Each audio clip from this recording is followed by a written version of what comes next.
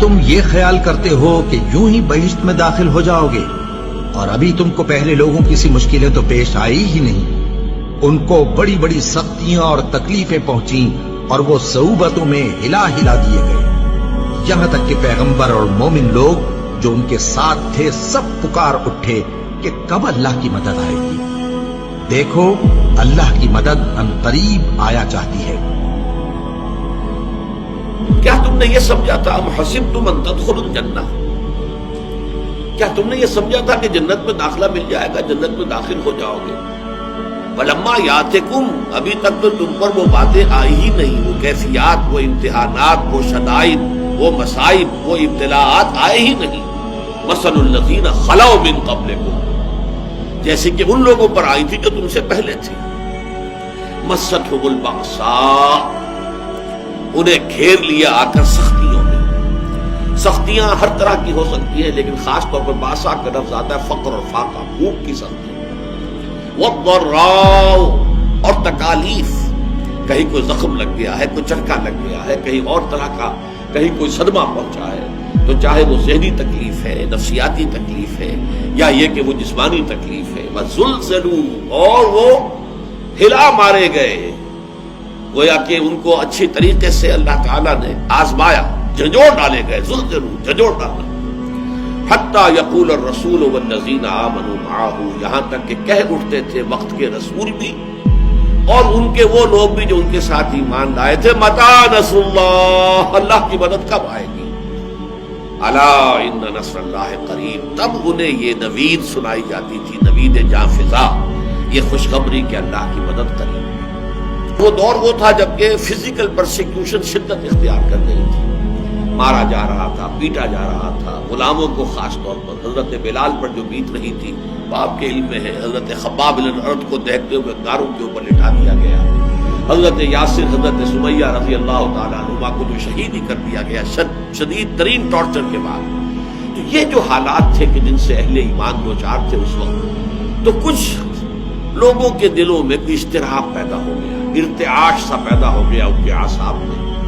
اور حضور کے پاس حاضر ہوئے۔ یہ بخاری شریف کی روایت ہے، اور اس کی راوی کون ہے؟ خباب بن الارت، جن کے ساتھ وہ واقعہ پیش آیا تھا کہ ننگی پیٹھ انہیں دہکتے ہوئے انگاروں پر لٹایا گیا تھا کہ وہ پیٹھ کی کھال جلی اور اس کی چربی پگھلی تو اس سے وہ انگارے ٹھنڈے ہوئے۔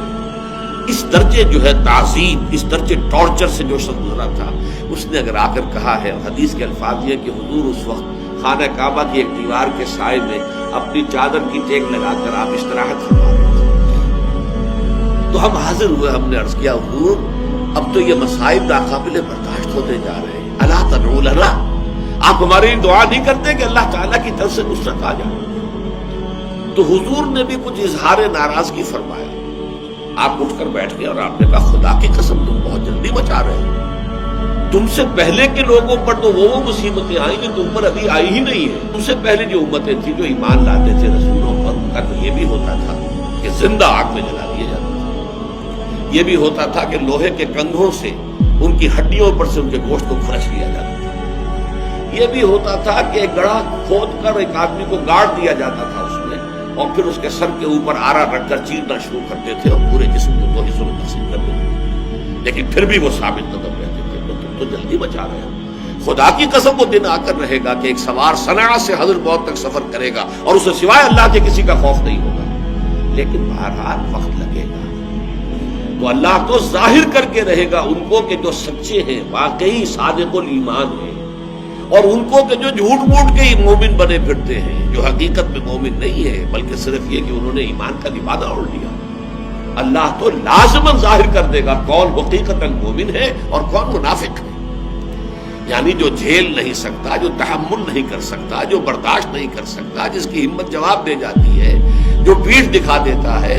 جو پسپائی اختیار کرنا شروع کر دیتا ہے، پھر وہ مومن نہیں ہے، وہ منافق ہے۔ اور انہیں آزمائشوں کے ذریعے ہی سے تو یہ بات کھلتی ہے کہ کون مومن ہے، کون منافق ہے، کون سچا ہے اپنے دعوی ایمان میں اور کون جھوٹ موٹ کا مدعی ایمان ہے۔ تو اگر یہ فتنے نہ ہوں، یہ آزمائشیں نہ ہوں، یہ تکالیف نہ ہوں، یہ مصیبتیں نہ ہوں، تو یہ دودھ کا دودھ پانی کا پانی جدا کیسے ہوگا؟ یہ تو سب گڑبڑ رہے گی۔ یہ ہے اصل میں وہ مستقل مضمون اس قرآن حکیم کا کہ صاحب ایمان کے لیے لازماً ابتلا، امتحان، آزمائش، بلکہ اس کو نوٹ کر لیجئے، جس کا جتنا اونچا مقام ہوگا اتنی ہی بڑی آزمائشیں اس پر آئیں گی، اتنے ہی سختر امتحانات سے اس کو گزرنا ہوگا۔ جس کی سب سے بڑی مثال جو آئی ہے وہ حضرت ابراہیم علیہ السلام کی ذات مبارکہ ہے، کیسے کیسے امتحانات سے وہ گزرے ہیں۔ وَإِذِ ابْتَلَىٰ إِبْرَاهِيمَ رَبُّهُ بِكَلِمَاتٍ فَأَتَمَّهُنَّ قَالَ إِنِّي جَاعِلُكَ لِلنَّاسِ إِمَامًا، اور یاد کرو جب کہ ابراہیم کو آزمایا ان کے رب نے بڑی بڑی باتوں میں، کلماتن، یہ جو تنکیر ہوئی ہے، نکرہ آیا تفخیم کے لیے، بہت بڑے بڑے امتحانات۔ اکلوتا بیٹا 87 برس کی عمر میں دعائیں مانگ مانگ کر لیا، آخری امتحان یہ تھا اس بوڑھے کا، اس ضعیف کا، 87 برس کی عمر میں بیٹا ہوا ہے، اور اب 13 برس کا بیٹا ہو گیا ہے، وہ بوڑھا 100 برس کا اور اکلوتا بیٹا۔ فرمایا ذبح کر دو، اور وہ ذبح کرنے کے لیے تیار ہو گیا۔ یا ابراہیم قد صدقت الرؤیا انا کذالک نجزی المحسنین، گویا کہ ممتحن جو ہے اس کی بس ہو گئی ہے، جس کا امتحان لیا جا رہا تھا وہ یہاں بھی پیچھے نہیں ہٹا، آخری جو ہے ممتحن کو کہنا پڑا ہے اے ابراہیم بس کرو، بس ہمارا امتحان پورا۔ تو یہ امتحان اور آزمائش جو ہے یہ گویا کہ سنت اللہ ہے، یہ اللہ کا قانون ہے، اور اس میں جو جتنا اوپر جائے گا اتنے ہی سخت سے سختر امتحانات جو ہیں اس حساب کا پیش آئے گا۔ یہ گویا کہ اٹس دی رول، یہ قانون ہے۔